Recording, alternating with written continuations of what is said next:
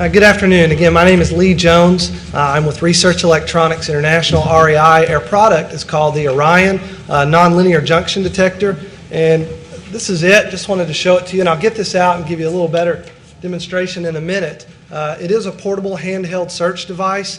It detects on the electronics. It's a physical search device. I'll come back to that in just a second. I wanted to tell you a little bit about who we are as a company so you understand the origins of this product and where it came from.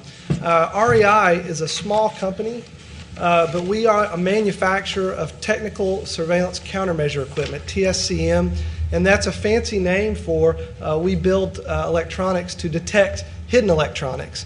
Our main market is counter surveillance or counter espionage for large corporations to protect against business or corporate espionage, law enforcement agencies, federal agencies, etc. That's our main market.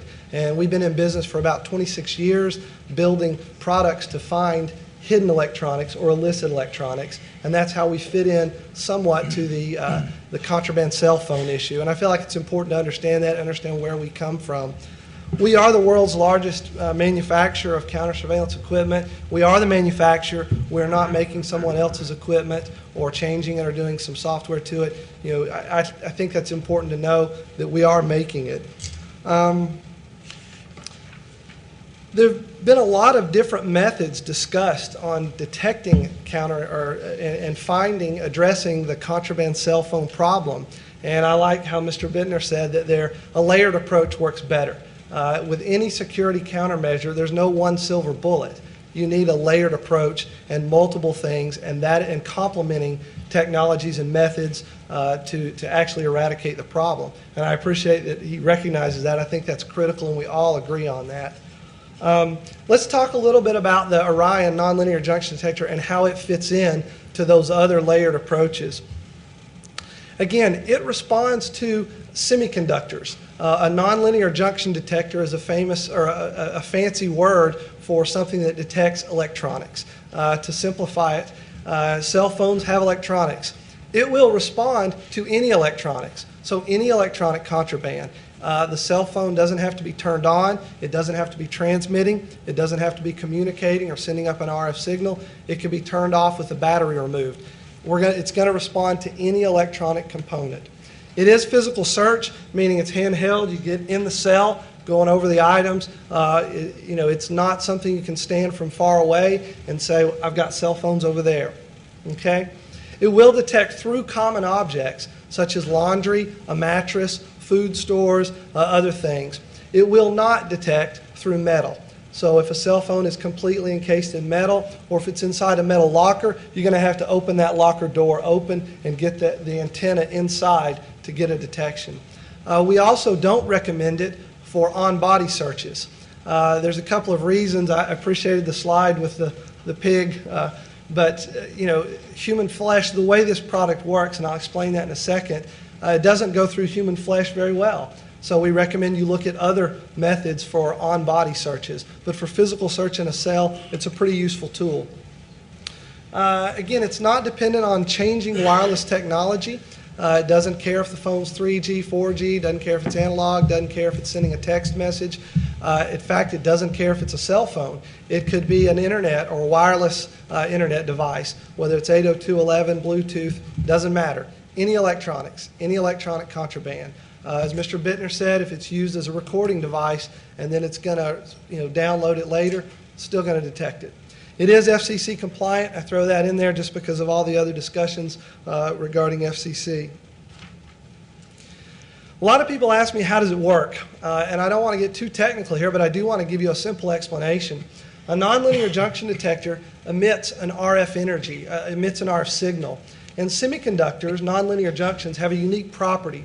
When they're radiated with RF energy, they emit a harmonic of that RF energy back. That's pretty complicated, but what it really means is if I'm transmitting at 900 megahertz, for example, I'm going to get a multiple harmonic response back from that target.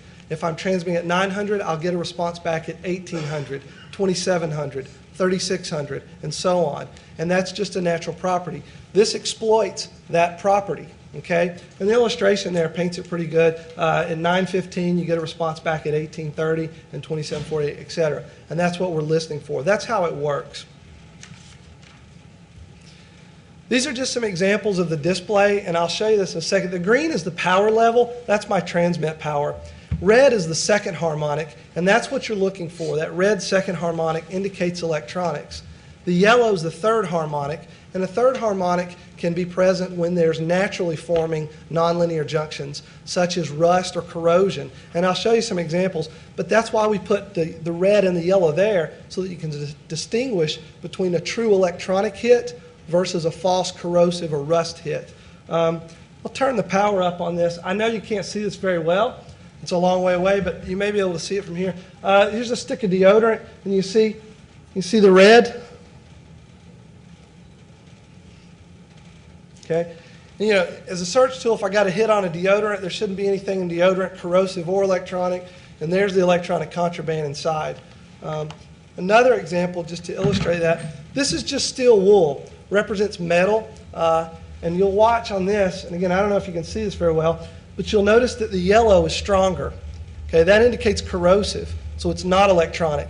And the reason that's important is, again, in a correction cell, you've got metal everywhere. So you need to be able to tell the difference between true electronic contraband or just corrosive junctions. It's pretty much that simple. In our training, we do say, it's very simple to use, but we do a half-day training to go over all other scenarios that really help you get to that upper level, so you're not worried about false hits and other things. To summarize, basically, it is a physical search device. It locates the electronics. It doesn't matter if the electronics are turned on or off or transmitting or not transmitting, any electronic contraband. It's portable, easy to deploy, runs off standard camcorder style battery. There's my spare battery. It is used in several correctional facilities. It's not a new product. We've been building this product for years. It's just now been introduced into the prison market in the past couple of years. But there's prisons in California, Tennessee, Georgia, Indiana, Florida, and some international facilities and a lot of others as well that are using this to supplement their other searches for electronic contraband. I'll be back in the back for any questions. If you want to see it, put your hands on it, see if you can find the cell phone. And if you have any questions, we'll be up here later. Thank you.